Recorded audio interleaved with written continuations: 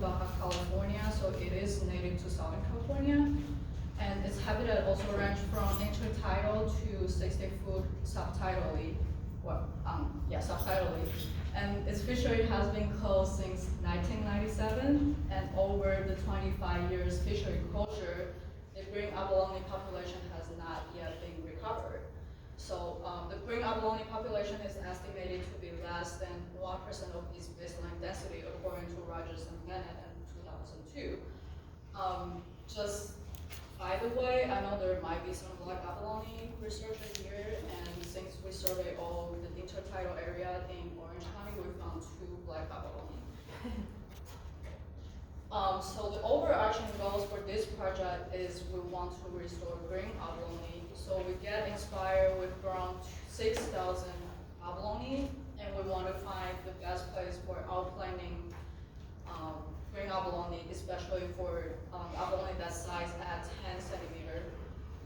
Just for your reference, the minimal viable population according to CDFW recovery plan is 0.2 abalone per square meter. In order to find out the best habitat for green abalone outplanting, my research question specifically is what is the spatial distribution of green abalone in Orange County? Which side have the higher abalone densities and which side have a higher juvenile densities? Note that we define juvenile as any abalone that's less than 10 centimeter in size. And with the sites that have higher juvenile densities, we're also interested in how have this green abalone population changed over time since our first survey in 2017. And lastly, we're also interested in knowing what might be the factors contributing to this differential distribution at sites in Orange County. In order to answer these questions, we conducted intertidal surveys. This is a community-based project. The survey started from 2017 to 2020 for the intertidal site in areas. We did a 1-hour time survey during minus tides, and we surveyed a total of 39 rocky tide pools in Orange County. We used 4 transect at each site, and each transect is 10 meters times 2 meters in width. And we surveyed in total 3,720 meters square meter. And we measured the abalone size. And for the habitat type characterization, we conducted point of contact survey, which each transect we have a point at each meter, and for each point we characterize its substrate type and vegetation cover, rugosity, and water depth. And lastly, we also categorize sites by its accessibility into private, hard to access, and public. So hard to access is defined as more than 20 minutes walk across difficult terrain. To answer our first question, what's the special distribution of green abalone in Orange County? We surveyed, out of 39 intertidal sites that we surveyed, we found 342 green abalone in total in 23 sites, including 120 juvenile and 186 adults. The sizes of abalone that we found ranges from 12 millimeter to 221 millimeter. The densities among all sites is 0.091 per square meter. And if we only account for the site that has abalone, is 0.14 per square meter. Just to remind you again, the minimal viable population density is 0.2 per square meter, so we're not quite there yet. We also plot, so to your left, you can see the map of all the 39 sites that we have surveyed, and it's colored by the total counts at each site. So we can observe there are clusters of higher total count sites near Emerald Bay, which is the red circle area, and also in the south in Dana Point in the blue circle area. This plot shows the size distributions at each site where we found more than 3 abalone, and it's colored by the site accessibility. So with the red side, which are the private sites, we can see that the distribution tend to be to your left of the line. The red dashed line is the 100 millimeter cutoff line for our juvenile.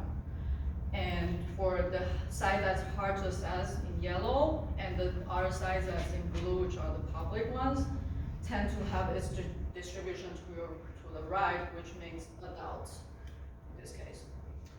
We also did statistical tests on the juvenile densities, the differences in juvenile densities across different size severity.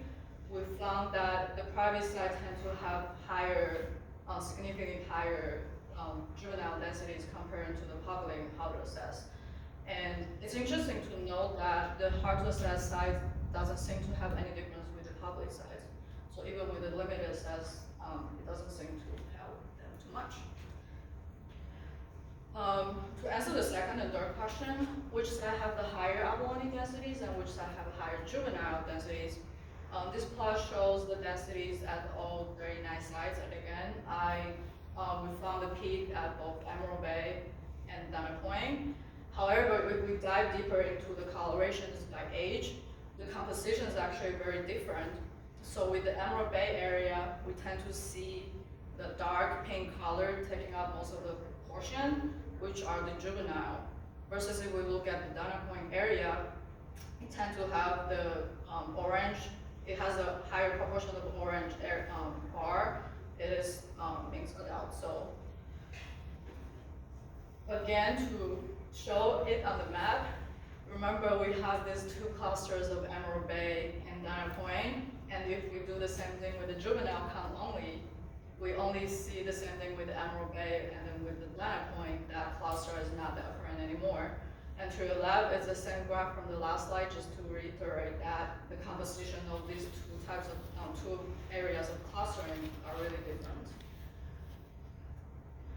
So with the size that has higher juvenile counts, we're interested in knowing how this population has changed over time since our first survey in 2017. So with the Emerald Cove East and Emerald Cove West, since our first survey in 2017, where we found mostly juvenile, during our second visit at 2020 and 2021 respectively, there is a 100% reduction of juvenile. And similar trend can also be observed in Irvine Cove, where we conduct 9 repetitive follow-up surveys from 2017 to 2020. We see the similar trend of decreasing over time in both juvenile counts and population counts. We still don't know what was the reason behind this juvenile reduction over years.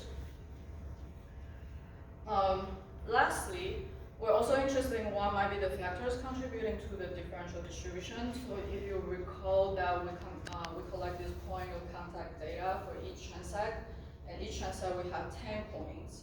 So in order to read this graph here, I'll take red flashy algae, for example. The transect that has, the transect where we found green abalone, or the purple bar, tend to have higher counts of red fleshy algae than the transect where we don't find abalone. Similar trend can be observed in Crustal's Caroline cover as well.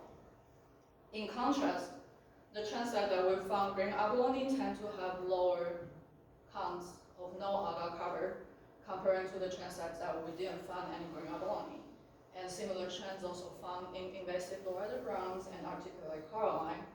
So this can mean that the green abalone prefer red fleshy algae and crustose algae as their habitat, and dislike no alga cover invasive lowrider grounds and articulate Caroline. So what this can potentially implicate to our outplanting strategy is that we might want to find habitat that has red fleshy algae, crustose Caroline, and avoid area that has no alga cover invasive lowrider grounds and articulate Carolines in the vicinity. So it has a total 10 types of cover type, and the other 5 types has no schedule difference. For the future directions, so now we have completed the subtitle survey, and we're currently doing the underwater survey underwater surveys. So we're hoping to complete the pictures of abalone distributions in Orange County And again, the goal for this project is to find the most suitable places for abalone outplanting, which we're hoping to begin very soon. And that special thanks to all the volunteers that has been involved in the surveys, contributing to this amazing data. And thanks for Nancy Caruso for mentoring me, and thank you all for listening.